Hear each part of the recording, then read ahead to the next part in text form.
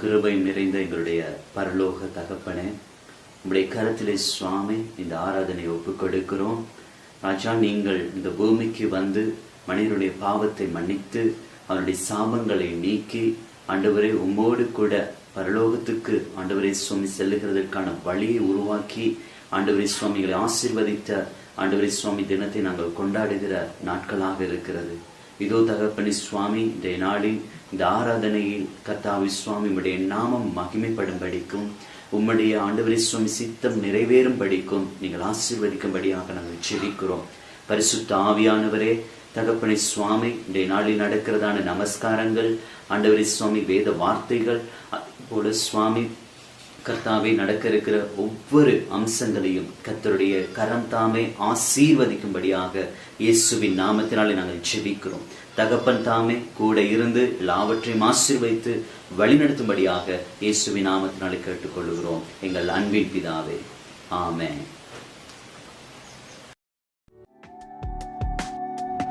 உம்மோடு பேசணும், உம்முகத்தை பார்க்கணும், உதவி செய்யும் ஆவியானவரே, உமக்காய் வாழணும், உம்மையே நாடணும், உதவும் தேவாவியானவரே. உம்மோடு பேசணும், உம்முகத்தை பார்க்கணும், உதவி செய்யும் ஆவியானவரே,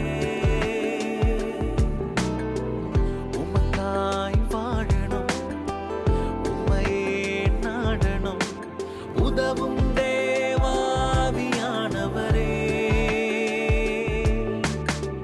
வற்றாத ஊற்றாக வானத்தின் மழையாக வந்திறங்கும் ஆவியானவரே, பலனின் மேல் பலனாக அக்கினியின் நாவாக இறங்கி வாரும்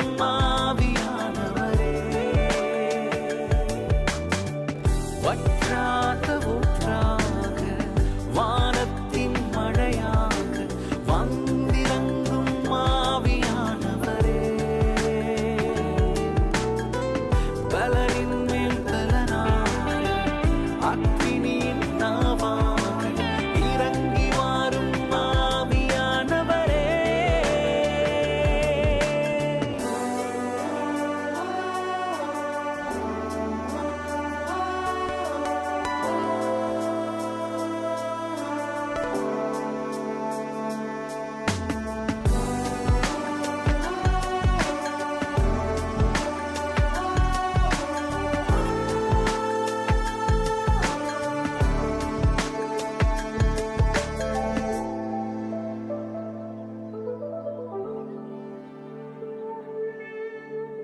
பரிசுத்தம் அடையணும், பிரசன்னத்தை உணரணும், ஆளுகை செய்யும் ஆவியானவரே,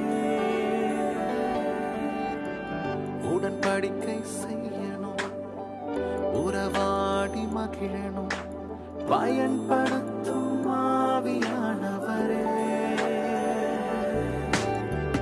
பரிசுத்தம் அடையணும், பிரசன்னத்தை உணரணும், ஆளுகை செய்யும் ஆவியானவரே, உடன்படிக்கை செய்யணும், உறவாடி மகிழணும், பயன்படுத்தும் ஆவியானவரே.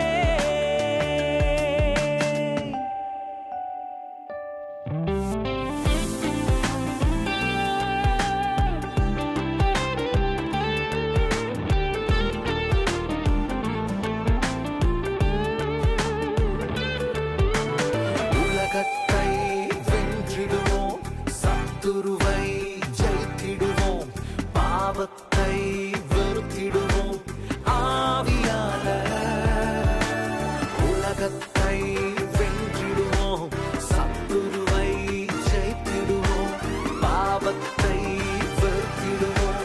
ஆவியாளர், தூய ஆவியாளர், தேவ ஆவியாளர்,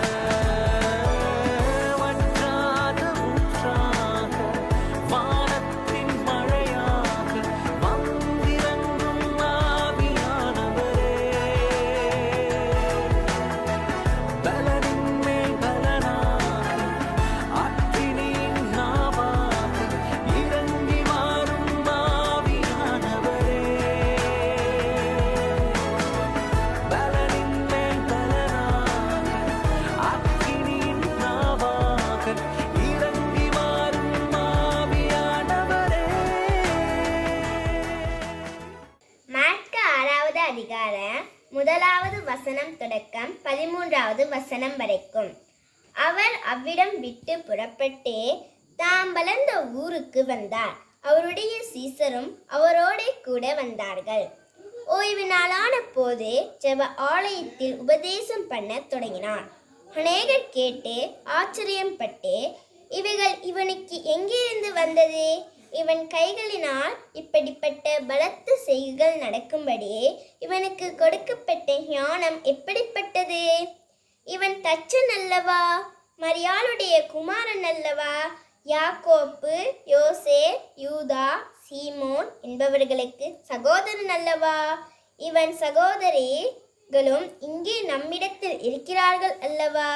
என்று சொல்லி அவரை குறித்து இடரல் அடைந்தார்கள்.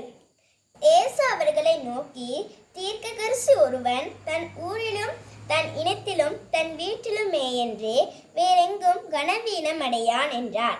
அங்கே அவர் சில நோயாளிகள் மேல் கைகளை வைத்து அவர்களை குணமாக்கினதே என்று வேறொரு அற்புதமும் செய்யக்கூடாமல் அவர்களுடைய அவிசுவாசத்தை குறித்து ஆச்சரியப்பட்டு கிராமங்களிலே சுற்றித் திரிந்து உபதேசம் பண்ணினார். அவர் 12 அழைத்து அசுத்த ஆவிகளை துரத்த அவர்களுக்கு அதிகாரம் கொடுத்து, வழிக்கு பையையாகிலும் அப்பத்தையாகிலும் கச்சையில் காசையாகிலும் எடுத்துக்கொண்டு போகாமல் ஒரு தொடியை மாத்திரம் எடுத்துக்கொண்டு போகவும், பாதரட்சைகளை போட்டுக்கொண்டு போகவும், 2 அங்கிகளை தெரியாது இருக்கவும் கட்டளையிட்டார். பின்பு அவர்களை நோக்கி, நீங்கள் எங்கேயாகிலும் ஒரு வீட்டில் பிரவேசித்தால் அவ்விடத்தை விட்டு புறப்படுகிற வரைக்கும் அங்கேத்தானே தங்கியிருங்கள். இவர்களாகிலும் உங்களை ஏற்றுக்கொள்ளாமலும் உங்கள் வசனங்களை கேளாமலும் இருந்தால் நீங்கள் அவ்விடம் விட்டு புறப்படும் போது அவர்களுக்கு சாட்சியாக உங்கள் கால்களின் கீழே படிந்த தூசியை உதறி போடுங்கள். நியாய தீர்ப்பு நாளிலே அந்த பட்டணத்திற்கு நேரிடுவதை பார்க்கிறோம், சோதோம் கொமோரா பட்டணத்திற்கு நேரிடுவது இலகுவாயிருக்கும் என்று மெய்யாகவே உங்களுக்கு சொல்லுகிறேன் என்று சொல்லி அவர்களை 2 பேராக அனுப்பினார். அவர்கள் புறப்பட்டு போய் மனந்திரும்புகள் என்று பிரசங்கித்து அநேக பிசாசுகளை துரத்தி அநேக நோயாளிகளை எண்ணெய் பூசி சுத்தமாக்கினார்கள். ஆமென். இதுவரை என்னை நீர் நடத்தியதற்கு நான் எம்மாத்திரம், என் வாழ்க்கை எம்மாத்திரம். இதுவரை என்னை நீர் சுமந்ததற்கு நான் எம்மாத்திரம், என் குடும்பம் எம்மாத்திரம்.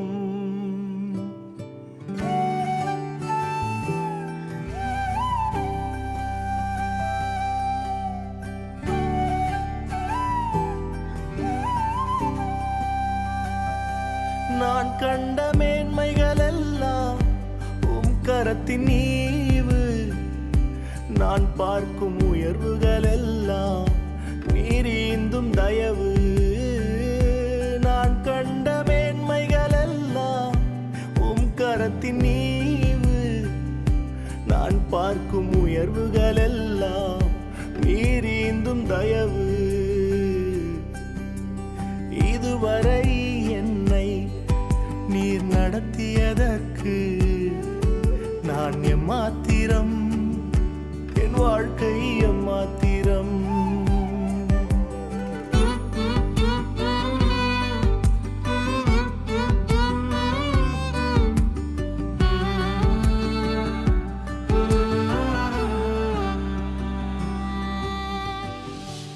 ஏன் என்னை தெரிந்து கொண்டீர் தெரியவில்லை, ஏன் என்னை உயர்த்தி நீர் புரியவில்லை,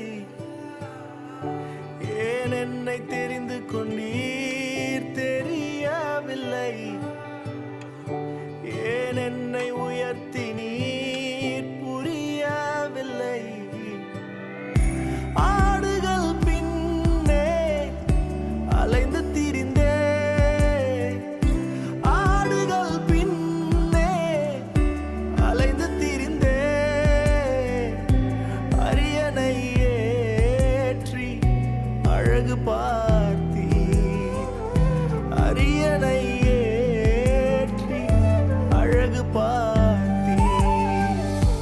நான் கண்ட மேன்மைகள் எல்லாம் உம் கரத்தின் ஈவு, நான் பார்க்கும் உயர்வுகள் எல்லாம் நீர் ஈந்தும் தயவு. நான் கண்ட மேன்மைகள் எல்லாம் உம் கரத்தின் ஈவு, நான் பார்க்கும் உயர்வுகள் எல்லாம் நீர் ஈந்தும் தயவு.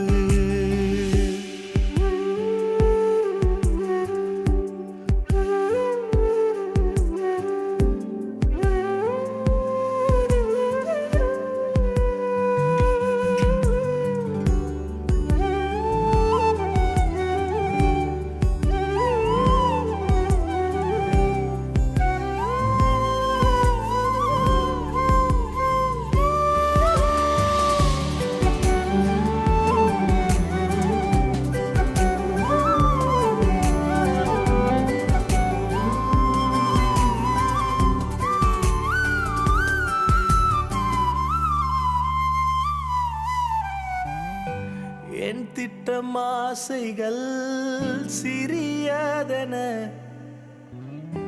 உம் திட்டம் கண்டவுடன் புரிந்து கொண்டேன். என் திட்டம் ஆசைகள் சிறியதென உம் திட்டம் கண்டவுடன் புரிந்து கொண்டேன். தற்கால தேவைக்காய் உம்மை நோக்கி பார்த்தேன், தற்கால தேவைக்காய் உம்மை நோக்கி பார்த்தேன். தலைமுறை தாங்கும் திட்டம் தந்தீர், தலைமுறை தாங்கிடும் திட்டம் தந்தீர்.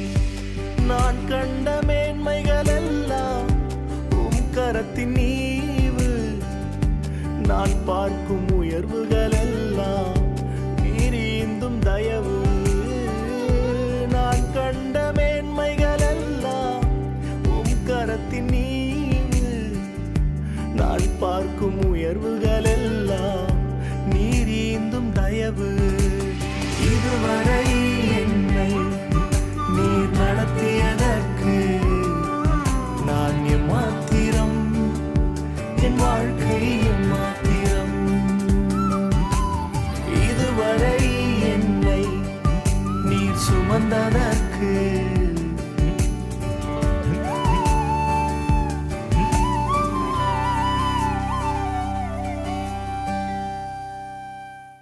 இரண்டு கொரிந்தியர் 12ஆம் அதிகாரம் 2 தொடக்கம் 10 வரை. கிறிஸ்துவுக்குள்ளான ஒரு மனுஷனை அறிவேன். அவன் 14 வருஷத்திற்கு முன்னே 3ஆம் வானம் வரைக்கும் எடுக்கப்பட்டான். அவன் சரீரத்தில் இருந்தானோ சரீரத்திற்கு புறம்போய் இருந்தானோ அதை அறியேன், தேவன் அறிவார். அந்த மனுஷன் பரதேசுக்குள் எடுக்கப்பட்டு மனுஷர் பேசப்படாததும் வாக்கு கெட்டாததுமாகிய வார்த்தைகளை கேட்டான் என்று அறிந்திருக்கிறேன். அவன் சரீரத்தில் இருந்தானோ சரீரத்திற்கு புறம்போய் இருந்தானோ அதை அறியேன், தேவன் அறிவார். இப்படிப்பட்டவைகளை குறித்து மேன்மை பாராட்டுவேன். ஆனாலும் என்னை குறித்து என் பலவீனங்களை அன்றி வேறொன்றிலும் மேன்மை பாராட்ட மாட்டேன். சத்தியமானதை நான் பேசுகிறேன், நான் மேன்மை பாராட்ட மனதாயிருந்தாலும் நான் புத்தியிலன் அல்ல. ஆனாலும் ஒருவனும் என்னிடத்தில் காண்கிறதற்கும் என்னிலே கேட்கிறதற்கும் மேலே என்னை எண்ணாதபடிக்கு அப்படி செய்யாதிருப்பேன். அன்றியும் எனக்கு வெளிப்படுத்தப்பட்டவைகளை மேன்மை நிமித்தம் நான் என்னை உயர்த்தாதபடிக்கு என் மாம்சத்திலே ஒரு முள் கொடுக்கப்பட்டிருக்கிறது. என்னை நான் உயர்த்தாதபடிக்கு அது என்னை குட்டும் சாத்தானுடைய தூதனாயிருக்கிறது. அது என்னை விட்டு நீங்கும்படி நான் 3 தரம் கர்த்தரிடத்தில் வேண்டிக் கொண்டேன். அதற்கு அவர், என் கிருபை உனக்கு போதும், பலவீனத்திலே என் பலம் பூர்ணமாய் விளங்கும் என்றார். ஆகையால் கிறிஸ்துவின் வல்லமை என்மேல் தங்கும்படி என் பலவீனங்களை குறித்து நான் மிகவும் சந்தோஷமாய் மேன்மை பாராட்டுவேன். அந்தபடி நான் பலவீனமாயிருக்கும் போதே பலமுள்ளவனாயிருக்கிறேன்.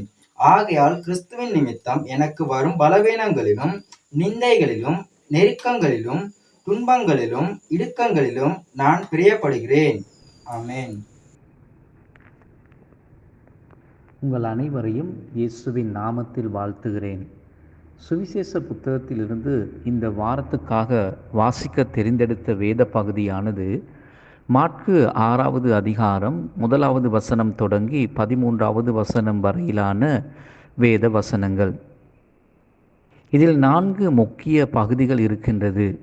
அவைகளை நம் வாழ்வில் பிரயோகப்படுத்தி கொள்ளும் நோக்கத்தில் உங்கள் கவனத்தை செலுத்துமாறு சில முக்கியமான விடயங்களை வெளிக்கொண்டு வர நான் விரும்புகின்றேன். முதலில் இந்த அதிகாரமானது இயேசு தனது சொந்த ஊருக்கு மீண்டும் போகின்றார் என்பதை குறிப்பிடுவதோடு கூட ஆரம்பிக்கிறது. அவர் வெவ்வேறு பகுதிகளுக்கு சென்று பல்வேறுபட்ட ஊழியங்களை செய்து வந்தார். ஆனால் இப்போது அவர் தமது சொந்த ஊருக்கு செல்வதை நாம் இங்கே பார்க்கின்றோம்.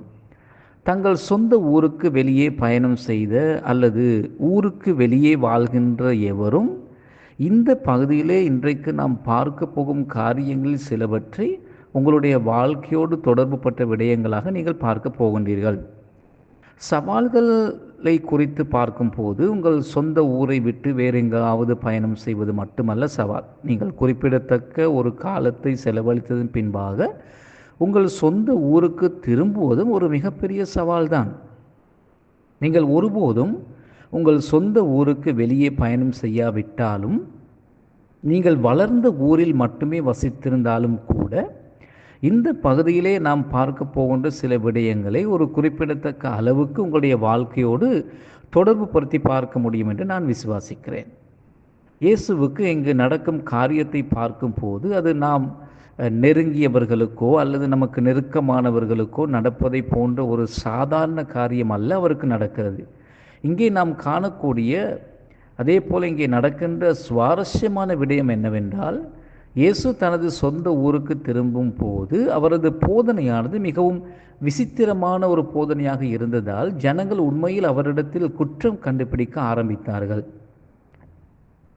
அவருடைய குடும்பத்தை அவர்கள் மிகவும் நெருக்கமாக அறிந்திருந்தாலும் ஒரு உடன்பாட்டை இவர்களிடையே கொண்டு வருவதில் மிகப்பெரிய ஒரு சிக்கல் காணப்படுகிறதை நாங்கள் இங்கே பார்க்கின்றோம். இவனுக்கு இதெல்லாம் எங்கே இருந்து வந்தது என்ற கேள்வியை அவர்கள் அடிக்கடி எழுப்பினார்கள். எங்கிருந்து இந்த ஞானம் இவருக்கு கொடுக்கப்பட்டது? எப்படி இப்படிப்பட்ட அற்புதங்களை இவர் செய்யக்கூடும் என்ற கேள்விகள் அவர்கள் அடிக்கடி கேட்டதை நாங்கள் இங்கே பார்க்கிறோம். இவன் வெறும் ஒரு தச்சன் தானே, இவன் ஒரு தச்சனின் மகன் தானே, இவன் இந்த மரியாளுக்கு பிறந்த மகன் அல்லவா, யாக்கோபு, யோசேப்பு, யூதாஸ் மற்றும் சிமியோன் ஆகியோரின் சகோதரனும் அவனுடைய சகோதரிகளும் நம்மத்தில் இருக்கிறார்கள் அல்லவா. அவர்கள் தங்கள் கற்பனையில் இந்த காரியங்களை பேச ஆரம்பிக்கின்றார்கள். நாம் ஒரு நிமிடம் பொறுமையாயிருப்போம். உண்மையிலே இவர் எங்கிருந்து வருகிறார் என்பதை நாம் நன்றாக அறிந்திருக்கிறோம். நாம் அவருடைய குடும்பத்தை நன்றாக அறிந்திருக்கிறோம், பின்னணியை பற்றியும் நன்றாக அறிந்திருக்கிறோம். அவரை யாரும் அறியாத வகையிலே நாங்கள் அறிந்திருக்கிறோம். அவர் யார் என்று அவர்கள் நன்றாக அறிந்திருந்ததால், மற்றவருடைய குடும்பம் எப்படிப்பட்டது, அவர் யார் அவர் என்பதை அவர்கள் அறிந்திருந்ததால், அவர் எப்படி இங்கே வரக்கூடும், அவரிடம் உள்ள ஞானத்தையும் அவர் செய்த அற்புதங்களை அவர்கள் கண்டிருந்தும் அவர்களுக்கு அது ஒரு கேள்விக்குறியாகவே இருந்தது. அதனால் அவர்கள் இயேசுவின் மீது கோபம் கொள்கிறார்கள். ஒரு தீர்க்கதரிசி தன் சொந்த ஊரிலும் தன் உறவினர் மத்தியிலும் சொந்த வீட்டிலும் ஏற்றுக்கொள்ளப்பட மாட்டான் என்று இயேசு தெளிவாக இங்கே கூறுகின்றார். அநேக நேரங்களில் நம் வாழ்விலும் தேவனுடைய பலத்த கிரியை ஏற்றுக்கொள்வதற்கு மறுக்கும் நபர்கள் நமக்கு நெருக்கமானவர்களாக தான் இருப்பார்கள். இது சற்று ஏற்றுக்கொள்ள கடினமான ஒரு கசப்பான உண்மைதான். அல்லது எங்கள் சொந்த ஊரில் உள்ள மக்கள் மற்றும் எங்கள் சொந்த குடும்பத்தில் உள்ளவர்கள் நம்முடைய கடந்த காலத்தை, நம்முடைய வீழ்ச்சி இவைகளை நன்கு அறிந்திருக்கிறபடினால் அவர்கள் கூட நம்மை அநேக நேரத்தில் ஏற்றுக்கொள்வது இல்லை. காரணம், அவர்களுக்கு எங்கள் குடும்ப பின்னணி, நம்முடைய குடும்பம், நம்முடைய சூழ்நிலைகள் இவையெல்லாம் நன்கு தெரிந்தபடினாலே நம்மை ஏற்றுக்கொள்ள மறுப்பார்கள். அதனால்தான் உண்மையில் நம்முடைய சொந்த சமூகத்தில், நம் சொந்த வீட்டில், நம் சொந்த குடும்பத்தில் நமக்கு நெருக்கமானவர்கள் மத்தியில் இயேசுவின் சாட்சியாக வாழ்வது மிக மிக முக்கியம். அதேபோல் அது மிகவும் சவால் நிறைந்த ஒரு காரியமாகவும் இருக்கிறது. சில சமயங்களில் சற்று வெளியில் இருப்பவர்கள், அல்லது வெளிப்படையாக நான் கூறுவதாயின் இலங்கையில் இருக்கும் உங்களுடன் பேசும்போது சில நேரங்களில் அது அதிக வரவேற்பை கொடுக்கிறது, ஏற்றுக்கொள்ளுதல் அதிகமாக இருக்கிறது. அல்லது நீங்கள் வேறு எங்கேயாவது இருந்து, வேறு நாட்டிலிருந்து இதை பார்க்கும் போது சில நேரம் இதை ஏற்றுக்கொள்கின்ற சந்தர்ப்பம் அல்லது ஏற்றுக்கொள்கின்ற அந்த விதம் அங்கே உயர்வாக காணப்படுகிறது. உங்களில் சிலர் ஆசிய நாடுகளில் இருந்து இதை மொழிபெயர்ப்பு செய்வதை நான் அறிவேன். எனக்கு தெரிந்த சில ஐரோப்பிய நாடுகளில் கூட இதை மீள்பதிவு செய்கிறார்கள். இதை பார்ப்பவர்கள் அமெரிக்காவிலும் கூட இருக்கிறார்கள். ஆனால் இவற்றை பார்ப்பவர்களில் பெரும்பாலானோர் எனது சொந்த ஊருக்கும் சொந்த குடும்பத்துக்கும் வெளியில் இருப்பவர்கள் என்பது குறிப்பிடத்தக்கது. இது இயல்பாகவே ஒரு யதார்த்தமாக காணப்படுகிறது. இயேசுவானவர் எவ்வளவு பூரணமானவராக இருந்தாலும் அவருடைய வாழ்விலும் இதுதான் யதார்த்தமாக இருந்தது. ஆனால் அவருக்கு நெருக்கமானவர்களுக்கும் குடும்ப அங்கத்தவர்களுக்கும் உண்மையிலே அவர் யார் என்பதை ஏற்றுக்கொள்வது ஒரு சவால் நிறைந்த கடினமான ஒரு காரியமாக இருந்ததை நாங்கள் இந்த பகுதியிலே பார்க்கிறோம். இது நம்முடைய சொந்த வாழ்க்கையிலும் நிஜமாக காணப்படலாம். சில சமயங்களில் நமக்கு நெருக்கமானவர்கள் நம்மை ஏற்றுக்கொள்வதை பார்க்கிலும் வெளியில் இருப்பவர்களே நம்மை விரைவாக ஏற்றுக்கொள்கிறவர்கள். அதுதான் மிக முக்கியமான உண்மையாக காணப்படுகிறது. அவரது சொந்த ஊரில் உள்ளவர்கள் அவரை ஏற்றுக்கொள்ளாமல் அவர் மேல் குற்றத்தை சுமத்தியதனால் ஏற்பட்ட காரியம் என்னவென்றால், ஒரு சில நோயாளிகள் மீது மட்டுமே கைகளை வைத்து அவர் குணமாக்கினாரே தவிர வேறு எந்த விதமான அற்புதத்தையும் அங்கே அவரால் செய்ய முடியாமல் போனது. காரணம், இயேசு அவர்களுடைய அவிசுவாசத்தை பார்த்து ஆச்சரியப்பட்டார். எனவே மக்கள் நம்மை பகைக்கும் போது அல்லது மேலும் அவர்கள் நம்முடைய சாட்சி ஏற்றுக்கொள்ளாமல் போகும்போது அதனுடைய துரதிர்ஷ்டமான விளைவு என்னவென்றால், அது தேவனுடைய கிரியையை நடப்பிக்க முடியாமல் அவருடைய கிரியையை தடை செய்து விடுகிறது அல்லது அந்த கிரியையை கடினமாக்கி விடுகிறது. அவிசுவாசமானது சில வரையறைகளை ஏற்படுத்தி போடும். சுவிசேஷ புத்தகங்களில் பதிவு செய்யப்பட்டுள்ள பதிவுகளில் 2 முறை மட்டுமே இயேசு ஏதோ ஒன்றை கண்டு ஆச்சரியப்பட்டார் என்று குறிப்பிடப்படுகிறது. அவைகள் என்னவென்று நீங்கள் தெரிந்து கொள்ள விரும்புகிறீர்களா? அல்லது அவைகள் என்னவென்று உங்களுக்கு தெரியுமா? இங்கே இவர்களுடைய அவிசுவாசத்தை கண்டு அவர் ஆச்சரியப்பட்டார் என்பதாக பார்க்கிறோம். பின்பு வேறு இடத்தில் அவர் ஒரு ரோம நாட்டை சேர்ந்த 100க்கு அதிபதி ஒருவனுடைய விசுவாசத்தை கண்டு ஆச்சரியப்பட்டதை நாங்கள் சுவிசேஷ புத்தகத்திலே இன்னும் ஒரு இடத்திலே பார்க்கின்றோம். அவர் விசுவாசத்தை கண்ட போதும் அவிசுவாசத்தை கண்ட போதும் ஆச்சரியப்பட்டார் என்றதை நாம் பார்க்கின்றோம். இவ்வுலகத்தின் சிருஷ்டிகரை வியக்க வைக்கும் 2 விடயங்கள் இவைகள்தான். ஒன்று மனுக்குலத்தின் அவிசுவாசம், மற்றது மனுக்குலமானது அவர் மீது வைக்கும் விசுவாசத்தின் மட்டம். இந்த 2ம் தான் தேவனை ஆச்சரியப்படுத்துகின்ற காரியம். நாம் நம்முடைய தேவனை எந்த விதத்திலே ஆச்சரியப்படுத்த போகின்றோம் என்ற கேள்வியை கேட்போம். நீங்கள் உங்கள் கிரியைகளினால் அவரை ஆச்சரியப்படுத்தவோ ஈர்க்கவோ முடியாது. உங்கள் புத்திசாலித்தனத்தால் நீங்கள் அவரை ஆச்சரியப்படுத்தவோ ஈர்த்து கொள்ளவோ முடியாது. உங்கள் விசுவாசம் அல்லது உங்கள் அவிசுவாசம் என்பதை தவிர வேறு எதையும் கொண்டு அவரை ஆச்சரியப்படுத்த அதிர்ச்சிப்படுத்த முடியாது. நாம் விசுவாசம் அல்லது அவிசுவாசத்துக்கு மட்டுமே தேவனை ஆச்சரியப்படுத்த முடிகிறது. நல்லது. நான் இந்த பகுதியிலிருந்து எடுக்க விரும்பும் மூன்றாவது விடயத்தை பற்றி பேச விரும்புகிறேன். இயேசு மீண்டும் தனது சொந்த ஊரிலிருந்து புறப்பட்டு கிராமமாக போய் வசனத்தை போதித்ததாக நாங்கள் பார்க்கிறோம். மேலும் அவர் ஒவ்வொரு கிராமத்துக்கும் பயணம் செய்து தனது போதக பணியை செய்து கொண்டிருக்கும் போது அவர் தாம் செய்யும் ஊழியங்களில் மற்றவர்களையும் சேர்த்து கொண்டு அவர்களை பயிற்றுவித்து அவர்களுக்கு அதிகாரத்தை கொடுத்து அனுப்புவதை நாம் இங்கே நன்றாக கவனிக்கக்கூடியதாக இருக்கிறது. தம்முடைய சீஷர்களான 12 பேரையும் ஆண்டவர் தம்மிடத்திலே அழைத்து அவர்களை 2 பேராக வெளியே அனுப்பினார். அவர்களுக்கு அசுத்த ஆவிகளை துரத்தும்படியாக அந்த ஆவிகள் மீது அதிகாரத்தை கொடுத்து அவர்களை வெளியேற்றினார் அல்லது அனுப்பினார். மேலும் அவர்கள் போய் அங்கே செய்ய வேண்டிய விடயங்கள் மற்றும் மக்களுடன் பழக வேண்டிய விதம் என்பதை பற்றி எல்லா அறிவுறுத்தல்களையும் அவர்களுக்கு கொடுத்து தான் ஆண்டவர் அவர்களை அனுப்பினார். நான் காண்பிக்க விரும்புகின்ற மூன்றாவது குறிப்பு என்னவென்றால், நம் வாழ்வில் கர்த்தருடைய அழைப்பானது வெறுமனே நமக்கு மட்டுமான ஒரு காரியம் அல்ல. நாம் அந்த அழைப்பை மிகவும் இறுக்கமாக பிடித்து கொண்டு மற்றவர்கள் மீதான நமது அதிகாரத்தை அத்துமீறி பிரயோகிக்காமல் அவர்களை பயிற்றுவித்து அறிவுறுத்தி அவர்களை வலுவூட்டல் செய்ய வேண்டும். கர்த்தருடைய பணியானது பெருக்கமடைகிற ஒரு காரியம். அது பெருக்கமடைய வேண்டும். மேலும் நாம் தேவனிடத்தில் பெற்ற அழைப்பை பயன்படுத்தி மற்றவர்களை பயிற்றுவித்து அறிவுறுத்தி அவர்களை ஊக்கப்படுத்தி அவர்களை வலுவூட்டம் செய்ய வேண்டும். நானும் உலகத்தின் பல்வேறுபட்ட பாகங்களில் பணியாற்றி எனது நண்பர்களின் பிரசங்கங்கள் அவர்களுடைய படிப்பினைகள் அடங்கிய வீடியோக்களை இதிலே பகிர்ந்து கொள்வதற்கான காரணமும் இதுதான். ஏனென்றால் வெவ்வேறு நபர்கள் வெவ்வேறு வழிகளில் வெவ்வேறு நபர்களை சந்திக்க முடியும், தொட முடியும், அவர்கள் வாழ்க்கையிலே தாக்கத்தை ஏற்படுத்த முடியும். அதுதான் தேவ ராஜ்யத்தில் இருக்கின்ற சிறப்பு. தேவ ராஜ்யத்தில் நம் எல்லாருக்கும் ஒரு இடம் இருக்கிறது. நம் அனைவருக்கும் செய்ய வேண்டிய ஒரு ஊழியம், ஒரு பங்கு இருக்கிறது. தேவராஜ்யத்தின் வேலைகள் ஒருபோதும் ஒரு நபர் மட்டும் செய்யக்கூடிய ஏகபோகமான பணியாகவோ அல்லது மற்றவர்களை கட்டுப்பாடு பண்ணி அவர்களை அடிமைகளாக வைத்திருக்கின்ற பணியாகவோ இருந்ததே இல்லை. தேவனுடைய ராஜ்யம் மிக பெரியது.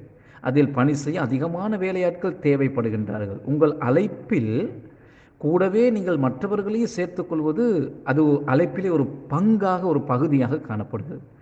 பின்பு இங்கு 4வது விடயமாக நான் காண்பிக்க விரும்புகின்ற காரியம்தான் அவர்கள் எப்படி மற்றவர்களுடன் தொடர்பை ஏற்படுத்தி கொள்ள வேண்டும் என்பதை பற்றி இயேசு கூறியதற்கு நேராக உங்கள் கவனத்தை திருப்ப விரும்புகிறேன். பாருங்கள், அவர்களுக்கு கூறுகின்றார், நீங்கள் ஒரு வீட்டுக்குள் போகும்போது அந்த ஊரை விட்டு வெளியேறும் வரை அங்கே தங்கியிருங்கள், அந்த வீட்டிலே தங்கியிருங்கள் என்று அறிவுறுத்தல் கொடுக்கின்றார். மற்ற இடங்களிலே நாங்கள் பார்க்கிறோம், சுவிசேஷ புத்தகத்திலே வேறு இடத்திலே சமாதானத்தின் மனுஷனை கண்டுபிடித்து அவன் வீட்டுக்குள் நுழைந்து அவனை ஆசீர்வதியுங்கள் என்று கூறியதை நாங்கள் பார்க்கிறோம். ஆனால் எங்கேயாவது உங்களை வரவேற்காமல் ஏற்றுக்கொள்ளாமல் உங்கள் வார்த்தைகளை செவி கொடுக்காமல் இருந்தால் அந்த இடத்தை விட்டு வெளியேறி உங்கள் கால்களில் படிந்த தூசி அவர்களுக்கு எதிராக ஒரு சாட்சியாக உதறி போடுங்கள் என்று அவர் கட்டளையிடுவதை கூட நாங்கள் இந்த பகுதியிலே பார்க்கிறோம். வேறு வார்த்தையிலே சொல்வதாயினால், மக்கள் உங்களை ஏற்றுக்கொள்ளாதது போல அங்கே ஏற்றுக்கொள்ளாத போது, விசேஷம் மக்கள் உங்களை ஏற்றுக்கொள்ளாத போது அல்லது உங்களை வரவேற்காத போது நாங்கள் வாதிடவோ சண்டையிடவோ தாமதிக்கவோ அல்லது அவர்களோடு பிரச்சனைக்குள் சிக்கிக்கொள்ளவோ வேண்டிய அவசியம் இல்லை. ஏனென்றால் இயேசுவும் அவருடைய சீஷர்களும் கடந்து சென்ற அனுபவத்தை போலவே நாமும் இந்த அனுபவத்துக்கூடாக கடந்து செல்கின்றோம். நம்மை ஏற்றுக்கொள்பவர்கள் இருக்கின்றார்கள், நம்மை ஏற்றுக்கொள்ளாதவர்களும் இருக்கின்றார்கள். மேலும் நம்மை நிராகரிப்பவர்களும் நம்மை கோபப்படுத்துகிறவர்களும் நம் பேச்சை கேட்காதவர்களுக்கும் நம்மை வரவேற்காதவர்களும் நம்முடைய ஊழியத்தில் இருப்பார்கள்.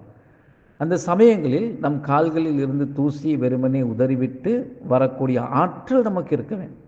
அளவுக்கு அதிகமாக தேவையற்ற விதத்தில் நாம் பொறுப்பை ஏற்கவோ அல்லது நம்முடைய அதிக சுயமரியாதையில் மூழ்கி நம்முடைய அழைப்பை மற்றும் நம்முடைய அடையாள உணர்வை எல்லாம் இழந்து நாம் வழிவிலகி விடாமல், தலைக்கணம் பிடித்தவர்களாக நடந்து விடாமல், அது அவர்களின் சுதந்திரம் மற்றும் அவர்களுடைய விருப்பம் என்பதை நாம் உணர்ந்து கொள்ள வேண்டும். உண்மையிலே அவர்கள் நாங்கள் போகும்போது நம்மை நிராகரிக்கும் போது அவர்கள் நம்மை விட அந்த குறிப்பிட்ட நேரத்தில் தங்கள் சொந்த வாழ்க்கையிலும் இதயத்துக்குள்ளும் கிரியை செய்ய விரும்பும் கர்த்தருடைய கிரியையை தான் அவர்கள் அதிகமாக நிராகரிக்கின்றார்கள். மேலும் நாம் நம்முடைய பணியில் முன்னேறி செல்ல வேண்டும். உண்மையில் நாம் இங்கே பார்க்கிறது போல மக்கள் இயேசுவை ஏற்றுக்கொண்டாலும் ஏற்றுக்கொள்ளாவிட்டாலும் புதிய ஜனங்களை ஆதாயப்படுத்தி கொள்ளும் நோக்கோடு அவர் புதிய கிராமங்களை தேடி தேடி போய் அங்கே ஊழியம் செய்வதை நாங்கள் பார்க்கின்றோம். அவரை பற்றி இடரல் அடைந்தவர்களிடத்தில் அவர் சிக்கிக்கொள்ளவும் இல்லை. அவரை ஏற்றுக்கொண்டவர்களிடத்தில் அவர் அதிகமாக ஈர்க்கப்பட்டு அவர்களை சார்ந்து வாழவும் இல்லை என்பதை நாம் தெளிவாக இந்த வேத பகுதி கூடாக பார்க்கின்றோம்.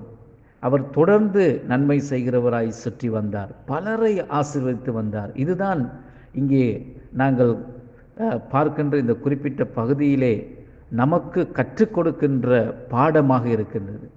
இந்த பந்தியில் உள்ள இந்த 4 விடயங்களை நாம் அனைவரும் இன்று நம் வாழ்க்கையில் ஏதோ ஒரு வகையில் தொடர்பு படுத்தி கொள்ள முடியும் என்று நான் விசுவாசிக்கிறேன். கர்த்தர் தாமே உங்களை இந்த செய்திக்குள்ளாக ஆசீர்வதிப்பாராக. ஆமேன்.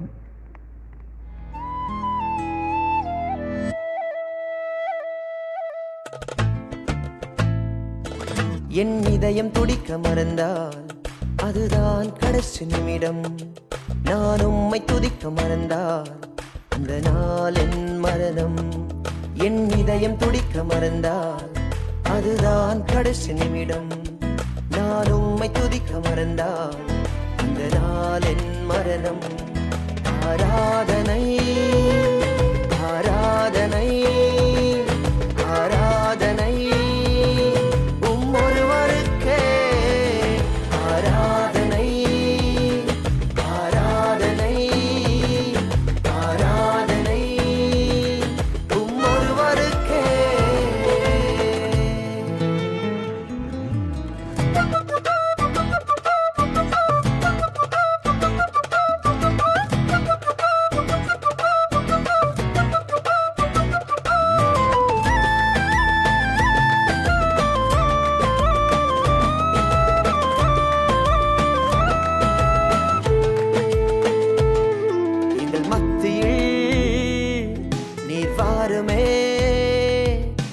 மகிமையா எங்களை மூடுமே.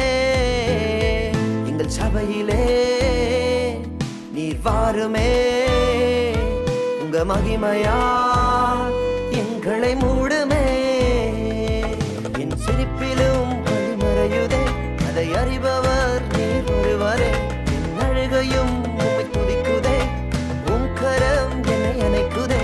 என் சிரிப்பிலும் மறையுதே அதை அறிபவர் நீர் ஒருவரே. என் அழுகையும் உம்மை துதிக்குதே. உம் கரம் என்னை அணைக்குதே.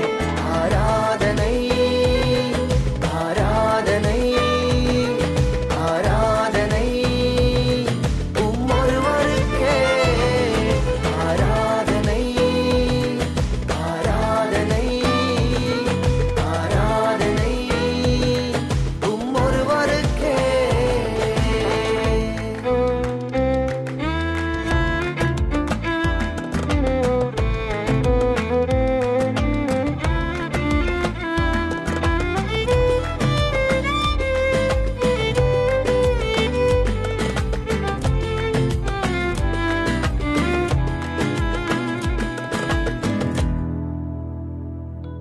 உங்க கிருபைதான் எங்கள் மேன்மையே.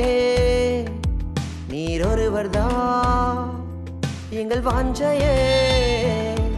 உங்க கிருபைதான் எங்கள் மேன்மையே. நீர் ஒருவர்தான் எங்கள் வாஞ்சையே. உம் இதய துடிப்பை நான் அறியணும். என் இதயம் உமக்காக துடிக்கணும். உம் சமூகத்தில் நான் கிடக்கணும்.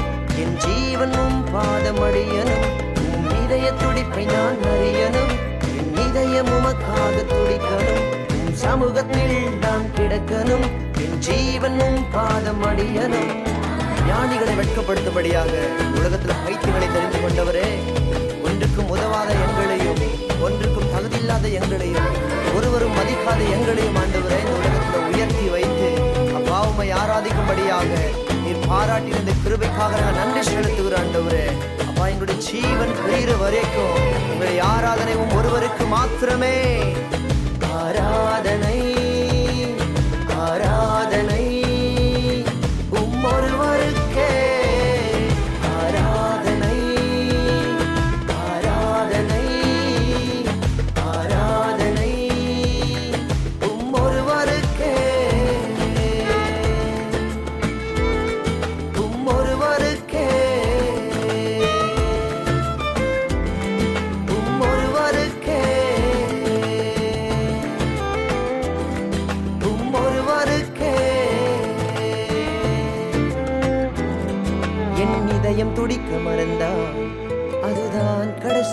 நிமிடம் நான் உம்மை துதிக்க மறந்தால் அந்த நாள் என் மரணம். ஸ்தோத்திரமாவியானவரே சபா, இந்த நாள் முழுவதும் ராஜா இந்த ஆராதனை நடந்த ஒவ்வொரு காரியங்களையும் இதை ஆசீர்வதித்து கொண்டதற்காக நன்றி செலுத்துகிறோம். தொடர்ந்து மாவியானவரே இந்த ஆராதனை கலந்து கொண்ட ஒவ்வொருவரும் உம்முடைய மகிமையை கண்டடையும் ராஜா. அவங்க வீடுகளுக்கு கடந்து செல்லும் போது ஆவியானவரே நீர் அவர்களை ஆசீர்வதித்து நடத்தும்படியாக இந்த வாரம் முழுவதும் உம்முடைய வார்த்தை எங்களை நடத்தும்படியாக உம்முடைய கருத்திலே இந்த நாளை ஒன்று கொடுத்து செலுக்கிறேன் என்று ஒரு நல்ல தந்தை. ஆமென். அறிவெல்லாம் கடந்த கடவுளின் சமாதானம் உங்கள் மனமெல்லாம் நிறையட்டும். கடவுளையும் அவர் மைந்தன் இயேசு கிறிஸ்துவையும் பற்றிய அறிவிலும் அன்பிலும் அது உங்களை நிலை கொள்ள செய்யட்டும். தந்தை, மைந்தன், புனிதாவியானவராகிய அனைத்து வல்ல கடவுளின் ஆசி எப்போதும் உங்களோடு இருப்பதாக.